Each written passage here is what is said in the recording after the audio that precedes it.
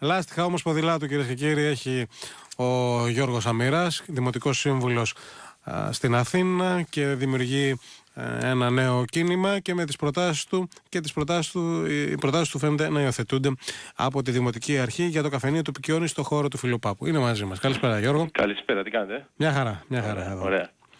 Λοιπόν, έκανες μια πρόταση για το καφενείο του Πικιόνι να έχει μια διαφορετική αντιμετώπιση, να γίνει ένας διαφορετικός διαγωνισμός, σωστά? Σωστό. Να σας κατατοπίσω πολύ γρήγορα.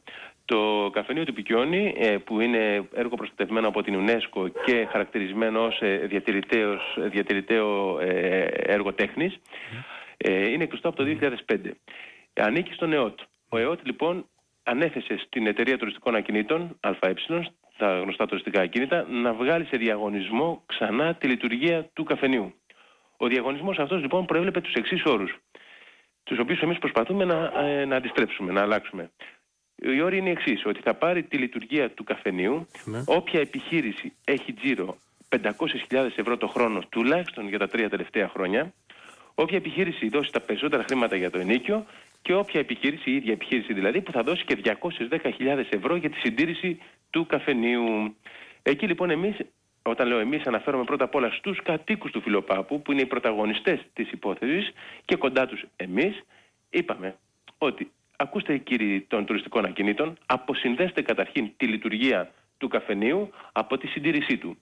Σας λέμε εμείς, η κοινωνία των πολιτών, ότι θα ψάξουμε να βρούμε, να μαζέψουμε τα 200.000 που ζητάτε για τη συντήρηση του κτηρίου.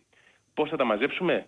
Θα κάνουμε τηλεμαραθώνιο, θα το προτείνουμε δηλαδή στην ΕΡΤ, μας το Sky, μας το 984, δεν ξέρω πώς θα κάνουμε εμείς πρόταση για τηλεμαραθώνιο, και θα πούμε και στο Δήμο Αθηναίων να βάλει στον κουμπαρά των πολιτών ένα ποσό, έτσι ώστε να δοθούν τα χρήματα αυτά για τη συντήρηση στην εταιρεία τουριστικών ακινήτων. Από εκεί και πέρα, είπαμε στα τουριστικά ακίνητα σε προσωπική επαφή που έκανα με την πρόεδρο των τουριστικών ακινήτων, την κυρία Μαρκοπούλου. Τους είπα λοιπόν, δείτε τι κάνουν στο Βερολίνο και στην ακρεφνώς καπιταλιστική Νέα Υόρκη όταν πρόκειται να δημοπρατήσουν κτίρια δημόσιας αξίας. Βάλτε τα λεγόμενα ποιοτικά κριτήρια. Τι είναι αυτά? Προηγούνται στο διαγωνισμό συμπράξεις και συνεταιρισμοί ανέργων. 10 άνεργοι, 5 νέοι άνθρωποι άνεργοι και 5 μακροχρόνια άνεργοι άνω των 50 ετών συνασπίζονται και προτιμώνται στη διαδικασία του διαγωνισμού για να δουλέψουν το καφενείο.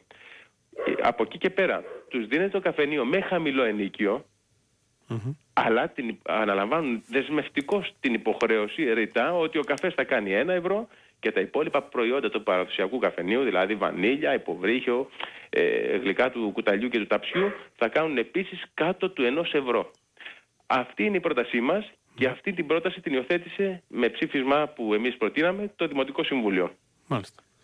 Που σημαίνει ότι μπορεί και να υλοποιηθεί, πιέζοντας ο Δήμος τώρα προς αυτή την κατεύθυνση την εταιρεία τουριστικών ακινήτων. Δεν είναι κακό σε εποχή ύφωσης να δίνει δυνατότητα σε συνεταιρισμούς να λάβουν διαχείριση και να αντιστραφεί η συνηθισμένη εικόνα στον πεζόδρομο και γύρω από το Φιλοπάπου με τους γάμους και τα βαφτίσια. Ακριβώς. Και μέχρι τώρα αυτό που είπαμε επίσης, όχι κουζίνα μέσα, όχι catering και όχι δεξιώσεις για γάμους και βαφτίσια από το διπλανό εκκλησάκι του Λουμπαρδιάρη. Διότι μέχρι τώρα, εγώ ξέρετε, είμαστε πλακιώτες.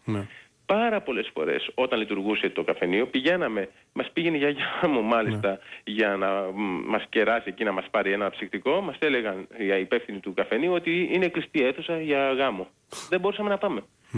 Και εμείς λέμε λοιπόν ότι αν δώσετε σε έναν μεγάλο επιχειρηματία με αυτές τις προϋποθέσεις τη λειτουργία του καφενείου, ο καφές θα κάνει 10-15 ευρώ, και αυτό είναι απαράδεκτο. Πρέπει να αντιστρέψουμε την κλίμακα, και να που μπορούμε να το κάνουμε μέσα από την καρδιά της Αθήνας, από έναν αρχαιολογικό χώρο με ένα έργο τέχνης που είναι άμεσα συνδεδεμένο με την ιστορία της πόλης. Σημειώνω ότι υπάρχει και μια επιστολή της Αγνής Πικιόνι, η οποία συμφωνεί με αυτή την πρόταση, σωστά? Ακριβώς. Εγώ θα έλεγα το αντίστροφο. Εμείς συμφωνούμε με την πρόταση της κυρίας Πικιόνι, και μάλιστα θέλω να σας πω ότι, γιατί έγινε πολλής λόγος εμείς πώς βρήκαμε την επιστολή, δεν μας την έδωσε η κυρία Πικιόνι την επιστολή, και θυμίζω σε όλους όσοι αναρωτήθηκαν ότι είμαι δημοσιογράφος και έχω και εγώ τις πηγές μου και μπορώ να αντλώ και εγώ τις πληροφορίες μου. Πολύ λογικό. Δεν είναι κάτι παραστατικό να βρεις τώρα μια επιστολή. Μάλιστα, ευχαριστώ πάρα πολύ. Εγώ σας ευχαριστώ. Ο Γιώργος Αμυράς, Δημοτικός Σύμβουλος Αθηναίων. Ακούτε Sky 100,3, κυρίες και κύριοι.